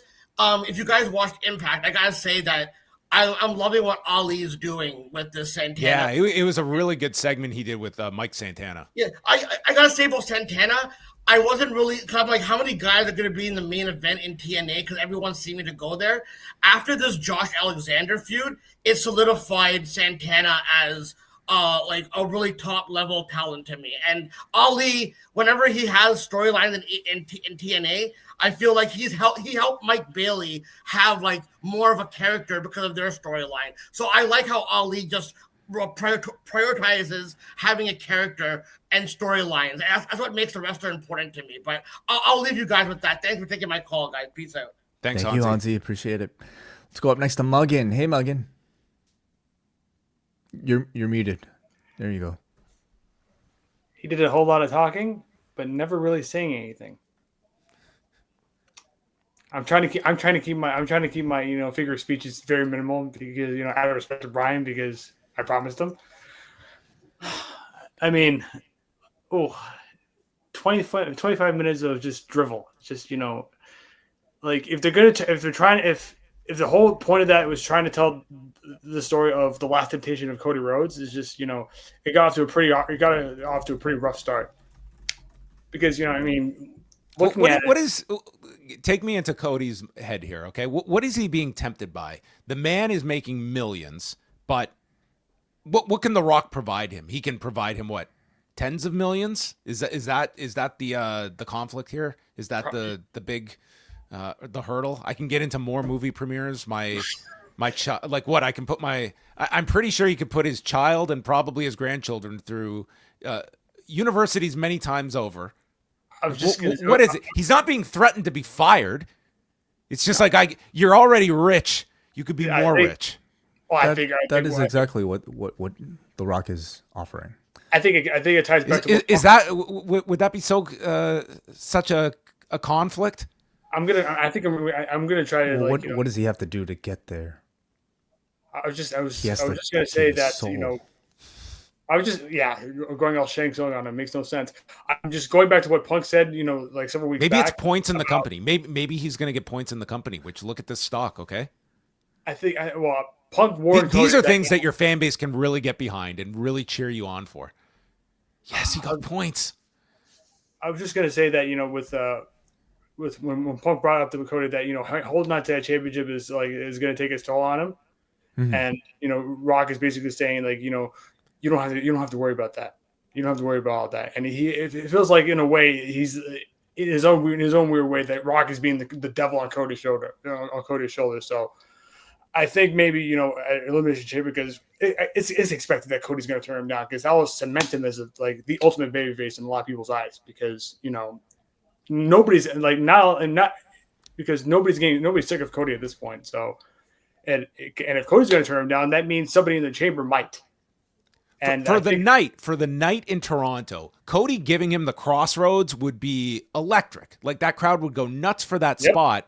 But then the question becomes, what is your match that follows it? Because now you are telling the audience to expect this match if you do that spot in Toronto. And I remember when Cena failed to win the Royal Rumble. I mean, and he said that he said out of this many years in the game, I'm going to put myself first, because a little more selfish John Cena going into WrestleMania, because he didn't have to qualify to get into the chamber. He just said, I'm going to pull rank and put myself in there anyway. So there could be something there if Cena versus Cody is going to be the direction for Vegas.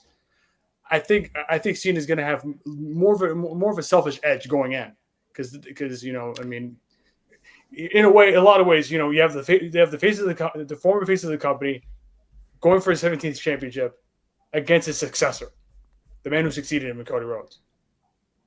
And of course you have The Rock, and you're just basically hanging the sword of Damocles, to see which one is going to succumb to temptation.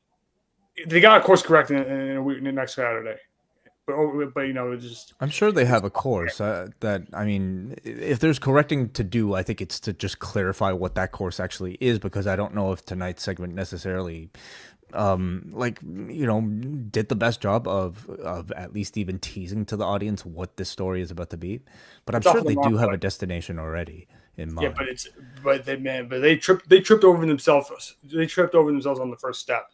So I mean, they can only get improve from there. So yeah, in a vacuum, this was below average, even by Rock standards. Any other thoughts on SmackDown before we let you go, Muggin? How are you liking Tiffany, Stratton, and Charlotte right now? Well, I mean, they got 2 months to make Tiffany a hot baby face going into Vegas, because I mean her and Trish against Nia and Candice should be fun, with Trish giving Tiffany the rub in her hometown. I think that'll be the goal. And Jacob Fatu continues to deliver. Even though the show was a slog, I mean, he's been one of the bright spots of SmackDown.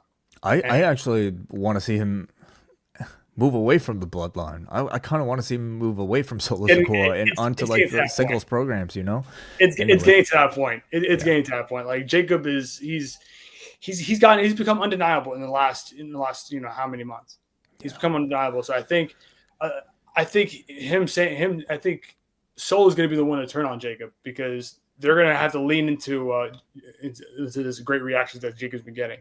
And Solo being the one to turn on him, as opposed to the other way around, is a great way to get there.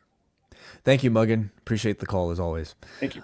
And let's go up next to Chris from LA, Professor Chris from the NWA podcast himself. Did you watch SmackDown tonight, Chris? I'm actually just now getting here. I saw the Rock segment, and I wanted to see if y'all were talking about it, because I don't know if y'all saw what I saw, but I don't know. It seems silly AF in my opinion.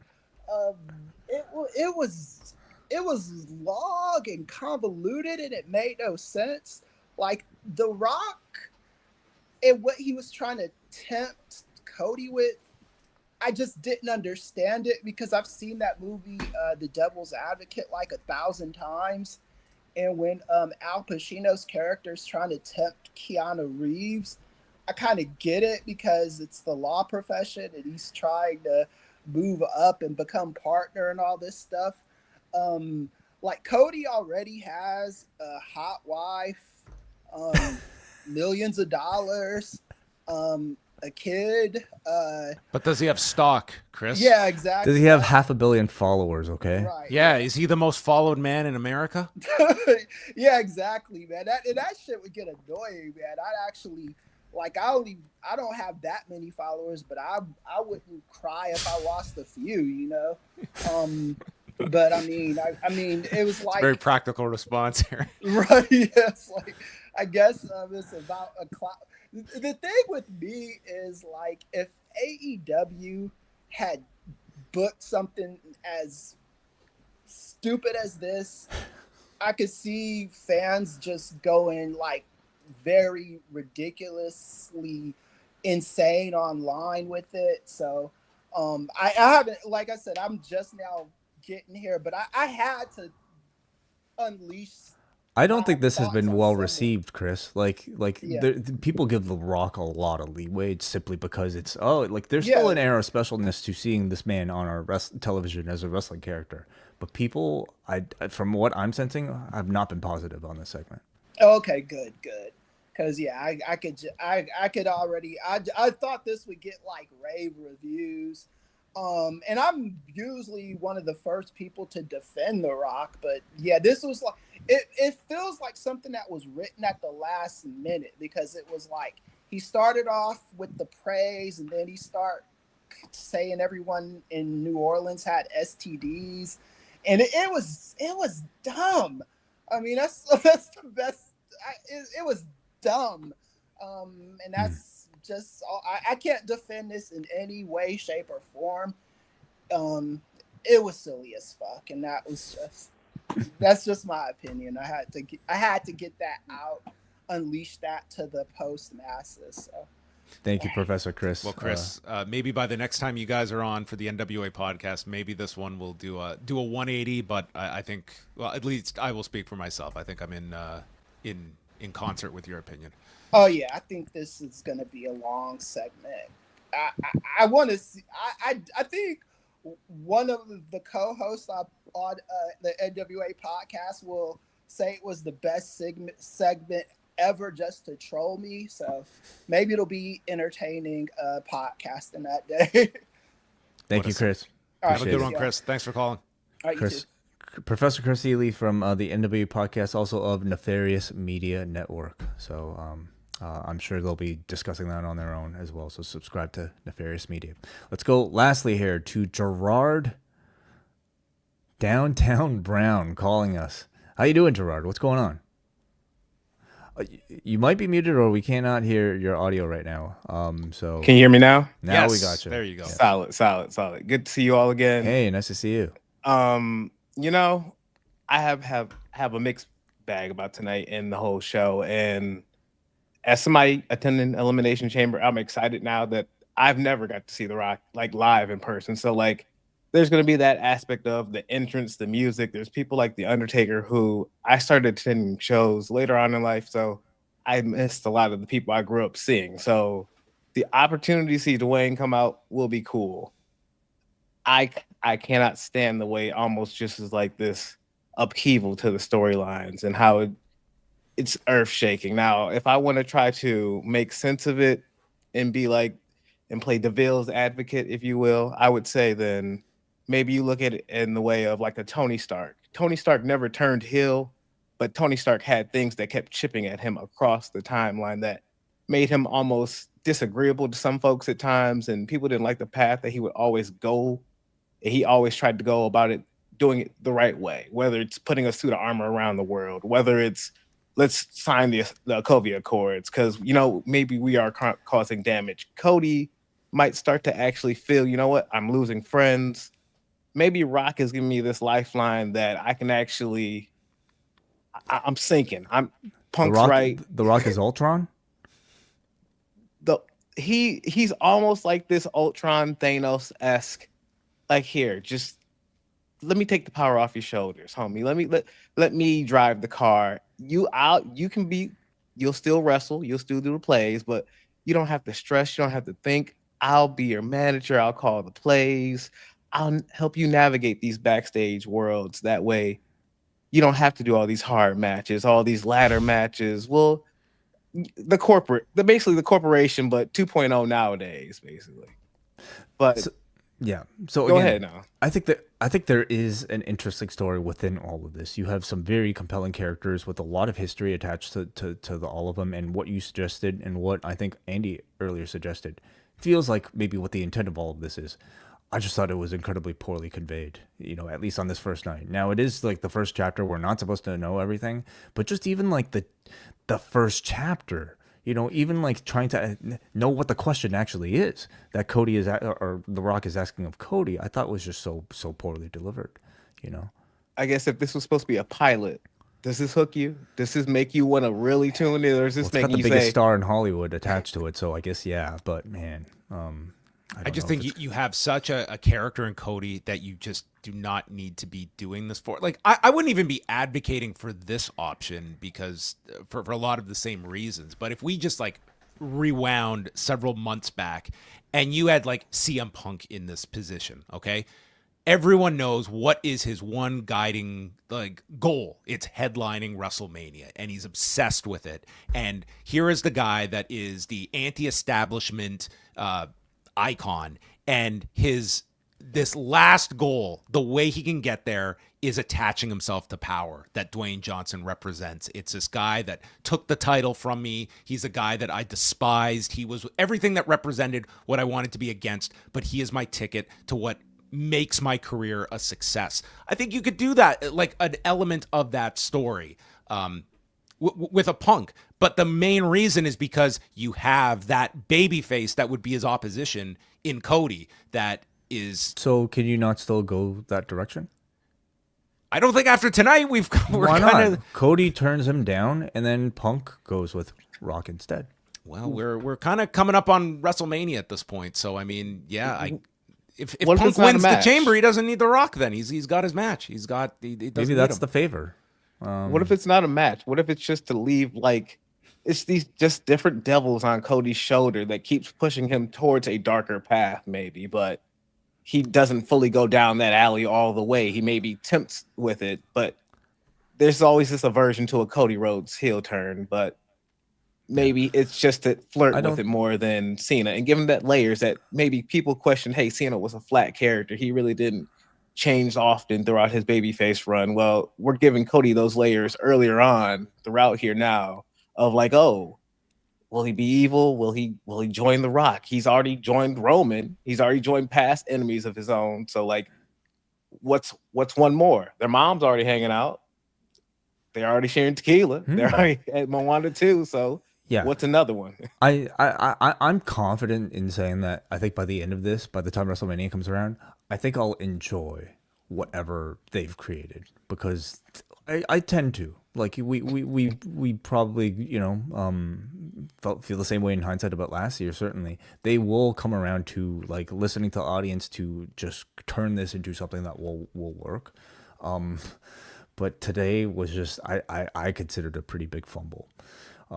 But you offer a lot of like interesting thought and interesting suggestions, Gerard, and I think that there are a number of directions that they could take it that are compelling. My last thing that I want to bring up before I leave you all is it's the Naomi heel turn. If this is what it's going to be, I do not believe it should be Naomi of this who should be revealed. I get it could be both of them, but it should be Bianca in my opinion.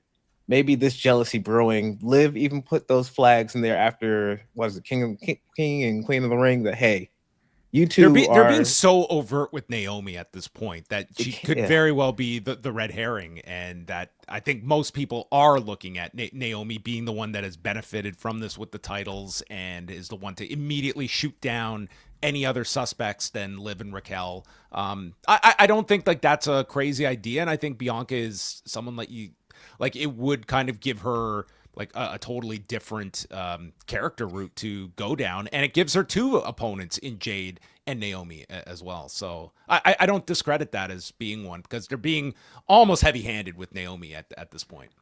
It just feels like there's more to that babyface run that like she was on the cusp of winning that championship multiple times from Nia. I thought that she would win it off of Nia only for Stratton to cash in instantly, almost like Daniel Bryan SummerSlam 2013 style, but we didn't even get that. She lost and then the cash in happened. So I don't think I just think there's more for her to do as a babyface.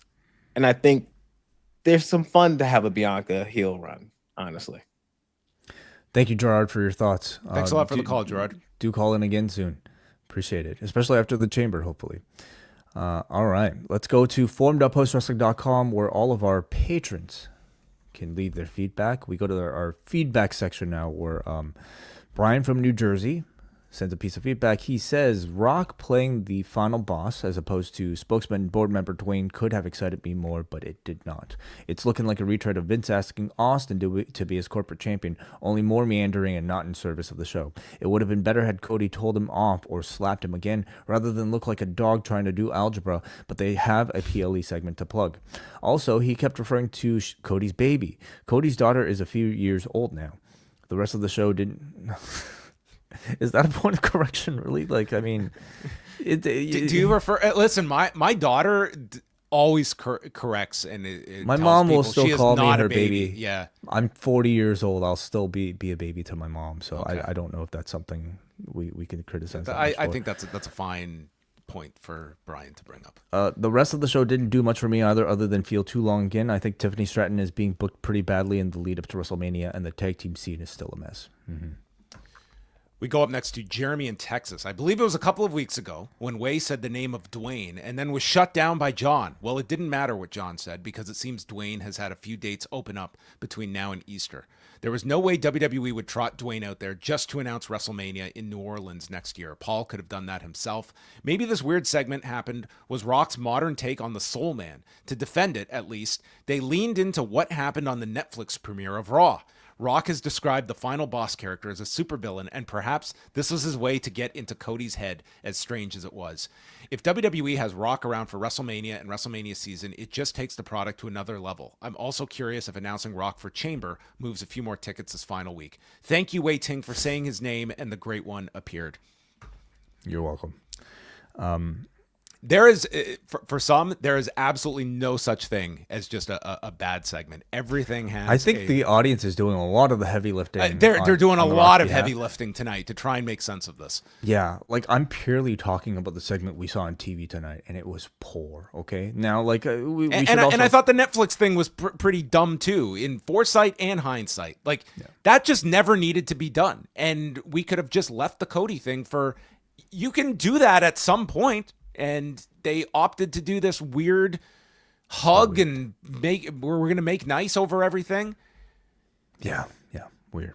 Jeremy Samples, you spent 27 minutes for a segment that most likely goes absolutely nowhere. Then you plug a post-show press conference in which Rock says that him and Cody are not going to be doing a match. Oh, so he said that in the press conference? So the line was that... and this is from Andrew Thompson's recap, that the storyline with Cody Rhodes does not have to culminate in a match. And that's a real special place to be.